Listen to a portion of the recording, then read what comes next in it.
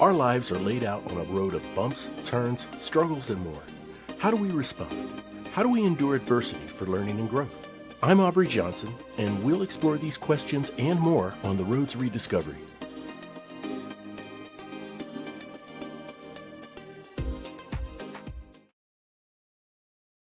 Hello, everyone, and welcome to another episode of The Road to Rediscovery.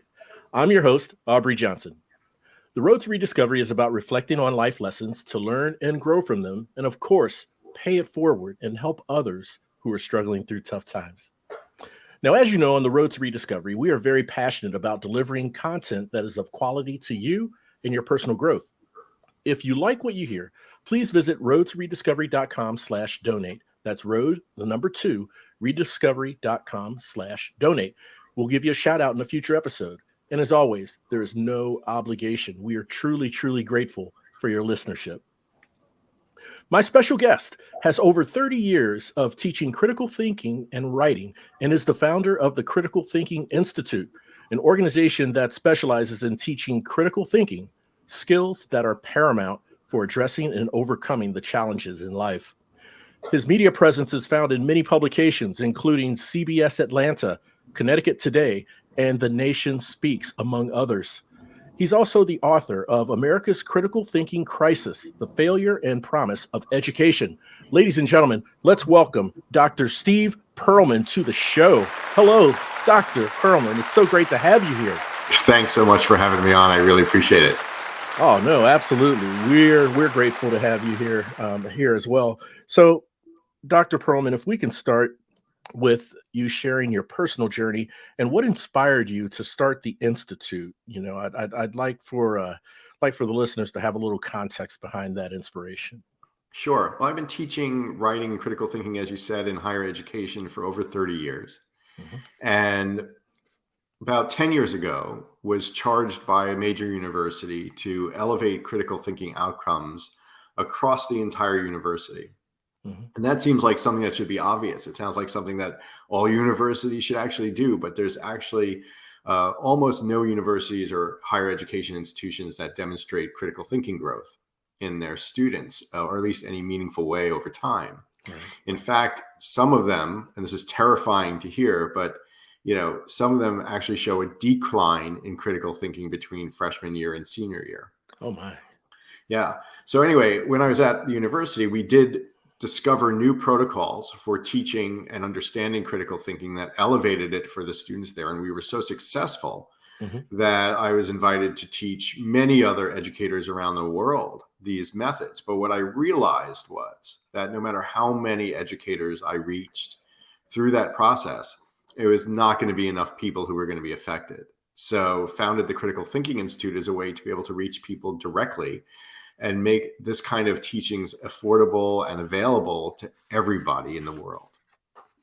Gotcha. Very nice. And when you say everybody and affordable, I mean, you're also including children, right? That's right. Yeah. There's no reason that children can't learn critical thinking skills. They do plenty of critical thinking, and their brains operate roughly the same way that adult brains do. And one of the things that's unique about my approach to teaching critical thinking is that unlike most other approaches, it works from the inside out of the brain. So it starts with how the brain naturally has learned to function in order to solve problems and survive, and then builds out our critical thinking structure from there. And kids do that just as much as adults do, right? So it's available to everybody, and even kids can learn it. Gotcha.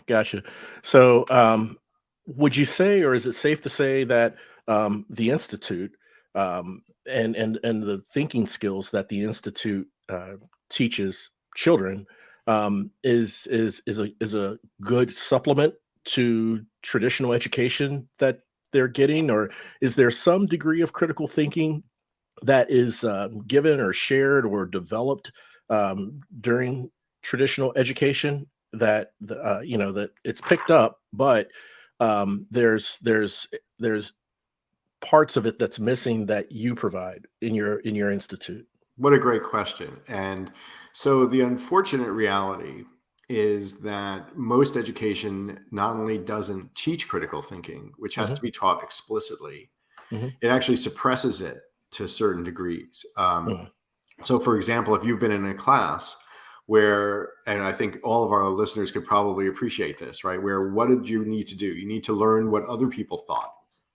Right. You need to memorize certain facts about history or certain things that happened. Well, none of that's really involving any critical thinking of your own, True.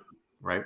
Mhm. And so, really, what the outcomes suggest, and I'm not saying this based on my personal opinion, this is on research studies that have been done, which show Mhm. virtually no critical thinking growth over the course of education, okay? Or sometimes a suppression of critical thinking Mhm. over the Mhm. course of education. Mhm.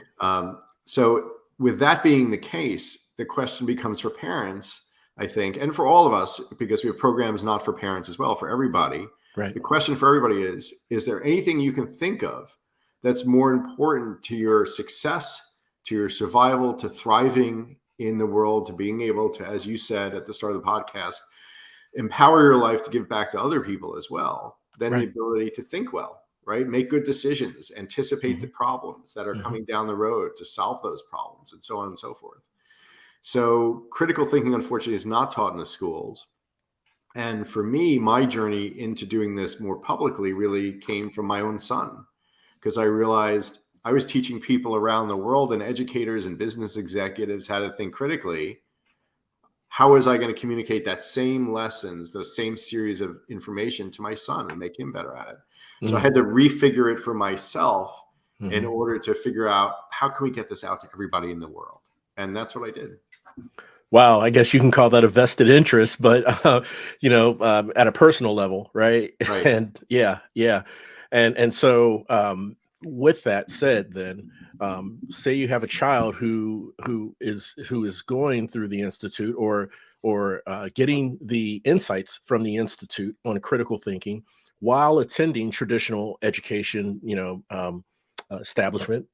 Um, would your institute give the children the edge when it comes to real life situations and how to navigate through real life situations or respond to them, not only in academic situations but in family situations, in interacting with their classmates as well as family members? It's a great question because it really strikes to the heart of what thinking should be about, which should be about everything, right? Hmm. Hmm. So, what we know from learning, for example, if we want to talk about school, is that people learn best when they're making meaningful connections between the ideas that are being Yes. presented, right? And Yes. that's what part of what we teach in critical thinking is, Hmm. even if you're not getting it in school, how do you start putting pieces together and thinking about them in your own mind so that you Hmm. learn them better, you learn them more deeply, and you enjoy learning more, right? But Yes. also because we work from the inside out of the brain, and we're working on how the brain naturally operates when it thinks and building on that skill set, Right. then it applies to everything that the people do in their lives. Everything we do, right? From being in Yeah. school to social situations to career situations to Yeah. family situations to friendship situations to Hmm.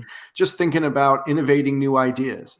It Yeah. applies to everything because it's about sort of an operating manual for your own brain and how to make it work better.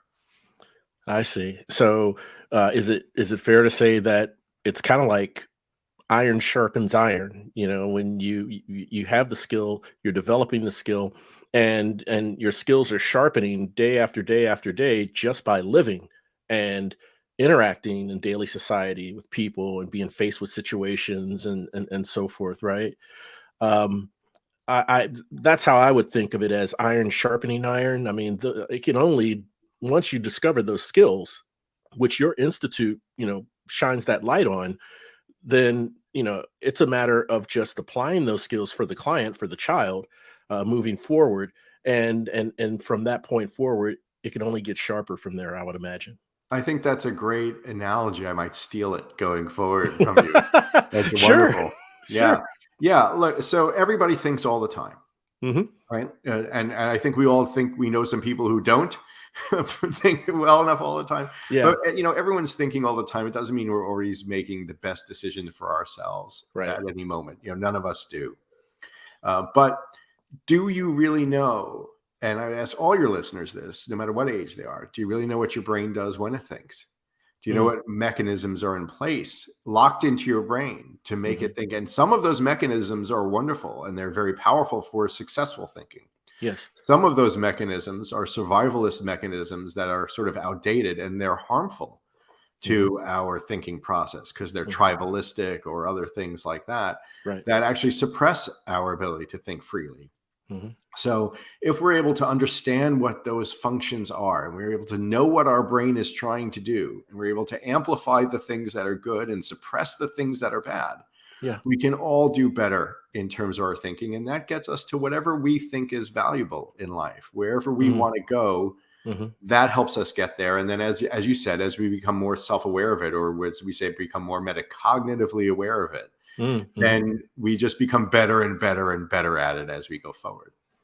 Very nice. Very nice. So I have to ask, again, with children, have you ever had, or do you have any, children that your institute works with that, and I know there's a place and a role for, addressing these types of things, but say a child who comes from a verbally or physically abusive household, where part of their spirit may even be broken, and their self-esteem, may be compromised or just shot, quite frankly, and when, if you have any of those or ever had any of those children as clients, um, is it the traditional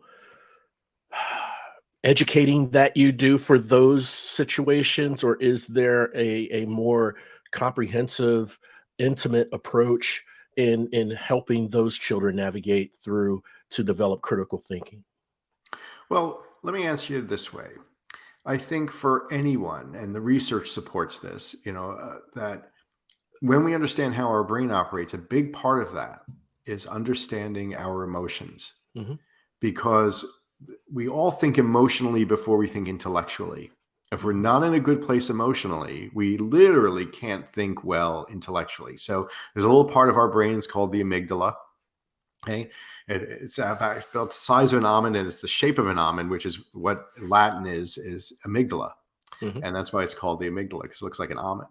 Right. Mm. But it's a tiny little part of our brain, but Okay. it's very, very powerful. And what it does is it either turns on what's effectively the lower part of our brain, which is the emotional, reactive part of our brain, Yeah. or it turns on the cognitive part of our brains. But it doesn't turn on both usually at the same time. Okay. So if the amygdala gets nervous in Hmm. any way, if it feels any kind of threat, any kind of stress, it actually, and this is not hyperbolic, I'm not exaggerating here, it actually shuts off the thinking part of our brain Mm. so that we can react in fight or flight kinds of situations. Yes. Okay.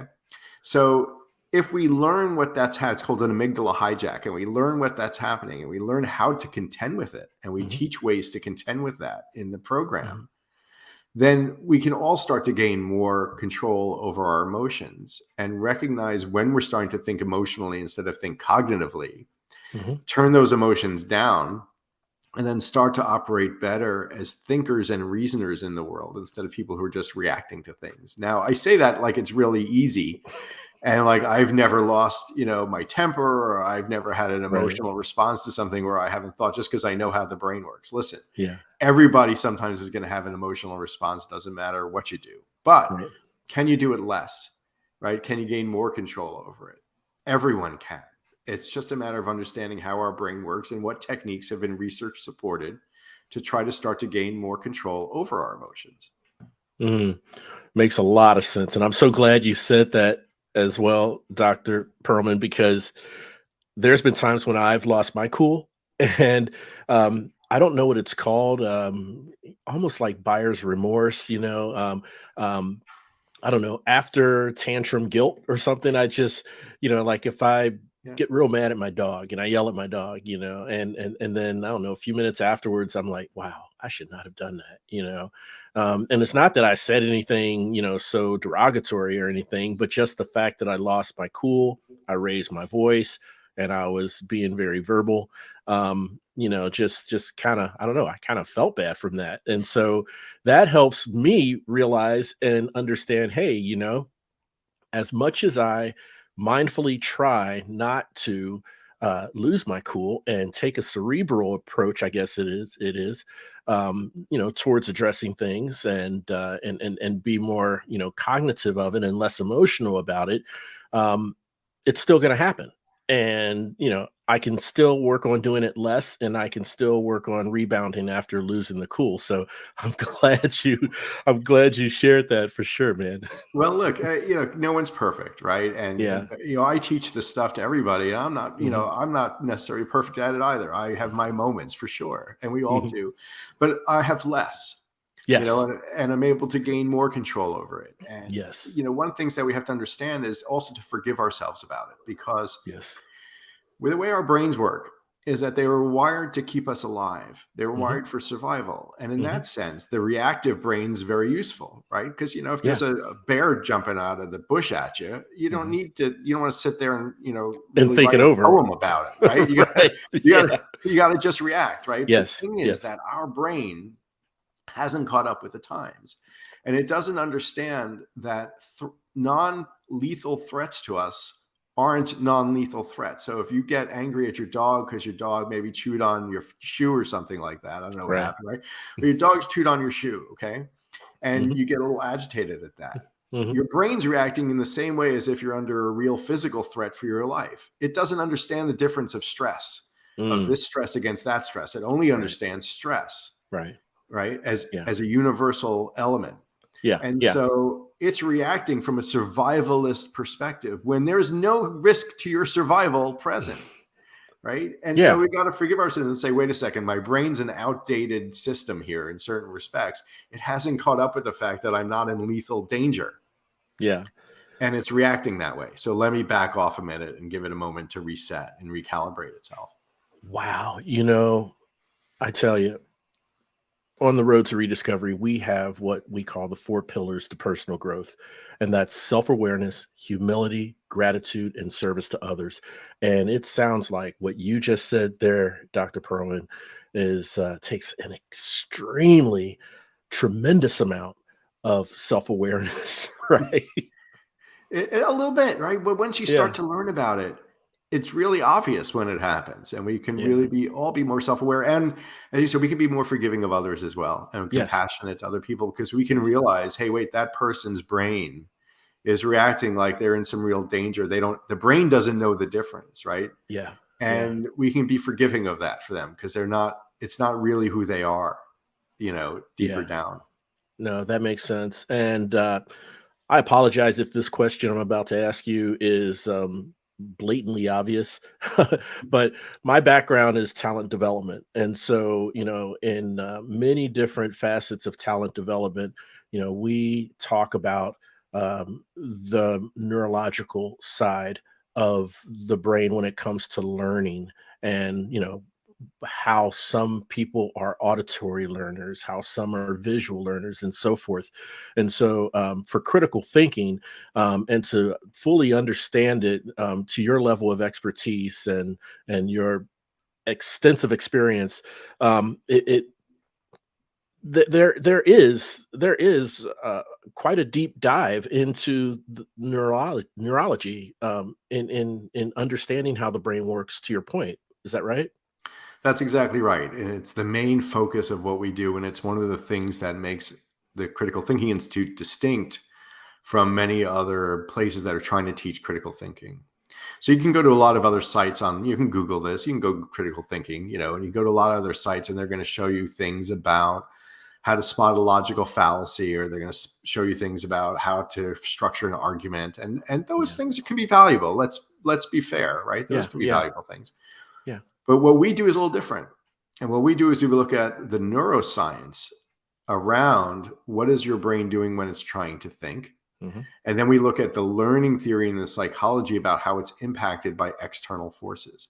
We try to Mm. wrap that all up neatly for everybody. Now, it sounds really advanced, and we're usually throwing big words around and so forth. But remember, we're teaching this to kids through cartoons Wow. or a program for adults that's not cartoons. So I gotta admit, Mhm. a lot of adults love the cartoons instead, right? That's Right, fine. right. It's Yeah. the same stuff. It's packaged a little differently, a little more Okay. sugar on the stuff for the kids. Sure. But every lesson is so simple, right? There's nothing Mhm. so hard about understanding any of this, and the reason is, it's your own brain, Mm. right? How Yeah. can we're never gonna understand everything about how the human brain works. Right. Okay. But we can understand a lot. And it's really not hard to understand a lot of it because Mhm. it's making sense to us, because we all say, yeah, I can feel my brain doing that. I can recognize that happening in my brain, Yeah. because we've all had those experiences and those thoughts, or those suppression of thoughts, Mhm. that we're going to talk about in the program. And so all we're doing is refining things that you've already experienced. Ah, I see. So, I mean, even in doing that, I mean, there are some things that become a discovery to your clients that has been in their brain all the time that is now like a revelation to them, I would right? say just about everything we tell Just them. about everything. Yeah. Yeah. Okay. Okay. No, I would think so, and so I guess that was leading me to ask, what visual or emotional change in, people you work with do you see when it's like that aha moment when the light bulb comes on, and they see and understand what you're showing them, what your instruction is, throughout the program. Um, is it a boost in self-confidence, a boost in self-esteem, or is it just a change in how they respond to an outside element? What would that be? I think there are two major things about it. And Hmm. well, three. One of them is just an aha, right? It's Okay. kind of a, how could I not have known all of this Yeah. almost the Yeah. whole time, right? Uh-huh. The second thing is, you pinned it down really great. It's a boost in self-esteem. It's a boost in self-confidence. Mhm, mhm, Um, I will tell you that, especially when I work with people directly, mhm, college students and so forth, I've actually had students cry mm, when it clicked for them, because of the confidence that they suddenly had in themselves. That so many of the self-doubts they had about how maybe they couldn't do things, they weren't smart enough, or they couldn't mhm, get to where they wanted to be in life. And they mhm, actually cried when they finally did it. And it all made sense, because they said, now I can do it. I understand now. I can think better than most people now, because mhm, I know what it is involved, and I've done it, right? I've been through the process. But the other thing is, and this is the most surprising one, mhm, relief. mm, It's relief. It's, oh, that's, now I understand, mhm, right? mhm. I'm so Yeah, relieved that I finally get to know what my brain is trying to do, when it's trying to do good things and when it's trying to do bad things to me. It does both, right, right. right? Yeah, Wow, yeah. it's such a load off to finally understand it, right? Because it's a mystery. So many of us are always trying to figure out, what are we, why am I doing this? Or why is my brain doing Yeah, this? Why am I thinking that? Or why did I say that? As you said, why did I right. say that to my dog? Why did I yell at my dog? We're trying to, and Yeah, finally we just go, now I can understand. yeah. That's a huge relief, right? Right. Yeah, that's gotta be, man, that's gotta be one of the most popular, revelations, is the revelation of relief that, that people get from that aha moment, to your point. And it's almost like, now not only do they know, which, knowing is better than the sense of uncertainty, right? Right. But the program, from what I would imagine, also provides tools for, how do I respond now in the future, now with this knowledge now of why I act or say this or say that during these times. Yeah, this isn't a theoretical venture in critical thinking. Hmm. Uh, each of our lessons is very short. Okay, it's about 5 to 10 minutes each Yeah. week that you're going to spend with us, and then we're going to give. And the reason that we take it, we do it weekly. This is Hmm. very important. Hmm. Is that we're not teaching you a couple of tricks to learn how to think better, or Right. spot a logical fallacy or what have you. We're literally rewiring everyone's brains. Now that sounds scary, but all of our brains are rewiring themselves all the time. Right. That's how their brains work. Okay. It's called neuroplasticity. And we are always building new wiring and overriding old wiring that we didn't need anymore. Okay. That's happening for Fascinating. all of us, no matter how old we are. Mm. The question is, what kind of wiring are we building? Right. We can be building wiring to do negative things. We can be wiring to do positive things. We do Right. wiring for better thinking or Yep. wiring for less thinking. Okay. Mm. So Mhm. we want to take the time in between these lessons where we give you a thing to practice during the week that goes Yeah. right into your life from the very first lesson. You start operating this in your life, Mhm. right? To Mhm. build that brain up in the right way and build wiring that's constructive and positive for critical thinking. Gotcha. Gotcha. Wow, that's fascinating to know. I've had no idea. Our brains are constantly rewiring and overwriting day after day, and it only makes sense now because each day we're getting fed with more and more new and new information, right? Right. That's right. I mean, and the mythology for a long time was that our brains stop developing right around the time that, we reach adulthood. Mm-hmm. And while it's true, I should be clear to say, young brains have a rapid growth that older brains don't have, Right, simply because they're still, literally growing right, right. and building parts that aren't fully developed yet. Hmm. Nevertheless, it's not true that we stop developing our brains and stop rewiring our brains when we reach adulthood. Nothing's fixed. Everything can be rewired. And that's also how they're learning to do wonderful things with people who are trauma survivors or PTSD, Yeah. because we are able to actually rewire what was wired in them through that experience. And that's not my specialty. It's not what I do, but it is the same kind of principle of building on that principle Hmm. of neuroplasticity. Mm. Love it, love it, and I'm sure this is a technology or a knowledge that, say, 50 years ago, may not have been as prevalent. Maybe. Not at all. Okay. And not at all in terms of the neuroscience, because we simply Hmm. didn't have the technology to run the kind of experiments that neuroscientists are running now in order to Right. understand it. Right. But also in terms of learning theory, we didn't have ways to teach what we're trying to teach. Not that some didn't do it or it didn't happen in certain arenas, but Hmm. hadn't been studied and it hadn't been refined. And now the knowledge is coming out. And what we found, unfortunately, and it's very sad, I think, is that most of what educators do, and I want to preface this by saying we have to support our educators. They Yes. are dedicated. I've worked with thousands of them, and Yes. almost to the letter, they are all dedicated to their craft and Hmm. to making people better. And they're in a system that's unfortunately not great. But the educators themselves are really usually just some of the best people. Hmm. They haven't been trained in how to do this. And a Right. lot of what they think is developing critical thinking, the research shows that it isn't.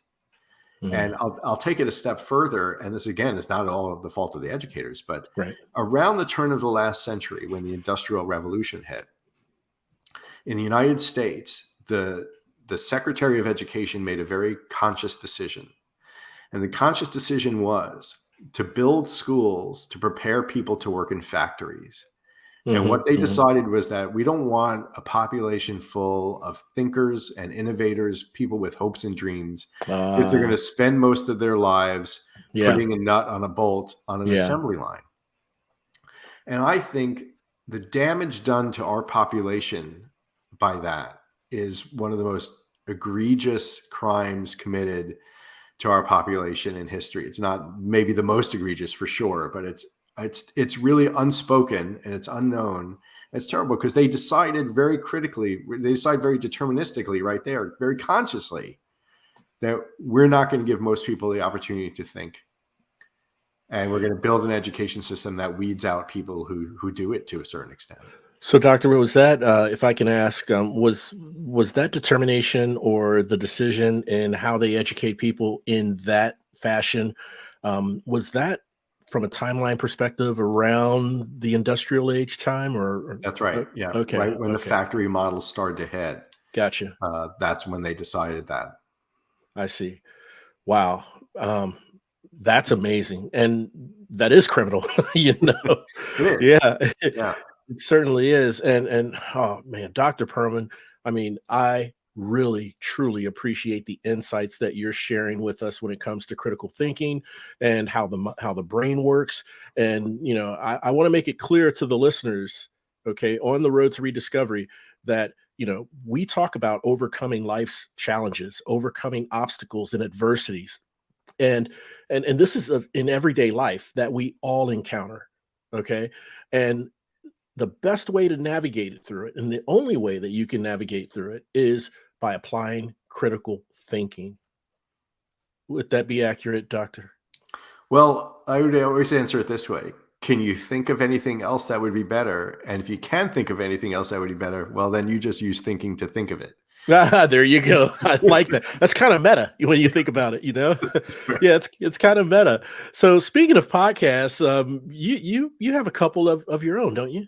Yeah, I have two podcasts. Hmm. One is Hedagogy, which is a podcast for educators. Hmm. So, and if you're an educator, you might really like it. It's about the teaching of critical thinking. But if you're not an educator, I promise you, you will find it very boring in all likelihood. We have a few non-educators who dig it, who are educational enthusiasts, but on the Right, whole, right. it's for educators. But the other podcast I have is called Parentology. Hmm. And Parentology is a podcast where I or other experts in the field will come on and give, in very short episodes, parenting advice based on scientific research. Hmm. And Hmm. what it will talk about are just things like, here's a way to help your child read better, based on scientific research that's been done on reading with children, Hmm. right? Just Hmm. little insights, little things that everyone can do. Most of these things are so simple and everyone can do them.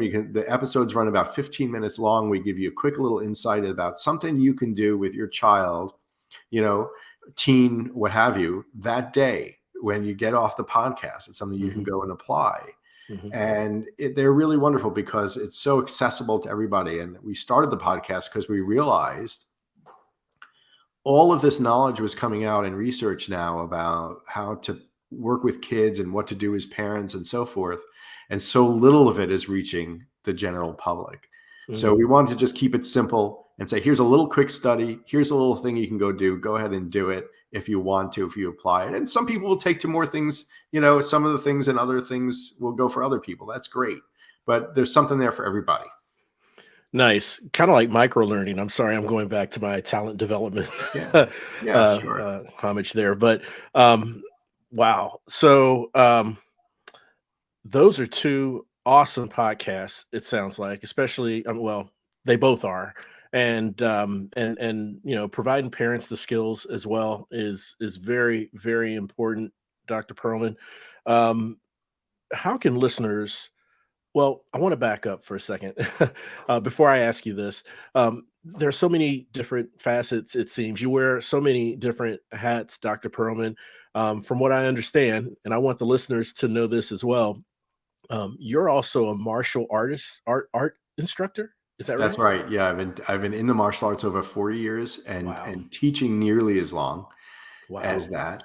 And I founded a martial art which is based on, really, it was a critical thinking experience. It was Hmm. looking at the underlying forces of all martial arts. Mm. And the idea is really pretty simple. The human body only works in certain ways. Hmm. And doesn't matter. And I think it's a great lesson philosophically for us about people and the world, right? But it doesn't matter where Right. you are in the world. The human body is still going to work the same way. So if you're Malaysian, or you are European, or you are Japanese, you're African, or you're Native American, Yeah. human body only works certain ways. So all the fighting arts that were developed really work on a similar set of constructs. Now, some had to solve for slightly different problems than others had to solve for, Right. depending on the weapons that were being used and what have you. But anyone Hmm. who thinks that a bar fight in medieval Japan is different than a bar fight today is out of their mind. You know, Yeah. bar Yeah. fight was a bar fight, right? Yeah. And Yeah. so what I did is say, let's stop looking at the techniques that are different between the styles Hmm. and instead start looking at what are the underlying forces that are common between the styles. Oh. And so that's how I approach the teaching of martial arts. So I'm able to show students, here's an idea And then here's how this idea might have been expressed in feudal Japan. And here's that idea might be expressed in, modern day Israeli combat called Krav Maga, right? It's a similar kind of construct, applied a little differently, interpreted a little differently, done a little differently, and so forth. But everyone's dealing with the same problems, Yeah. Amazing. So a very cerebral approach and a different perspective in how you look at the difference in the arts. So I want to thank you for sharing that with us, Dr. Pearlman.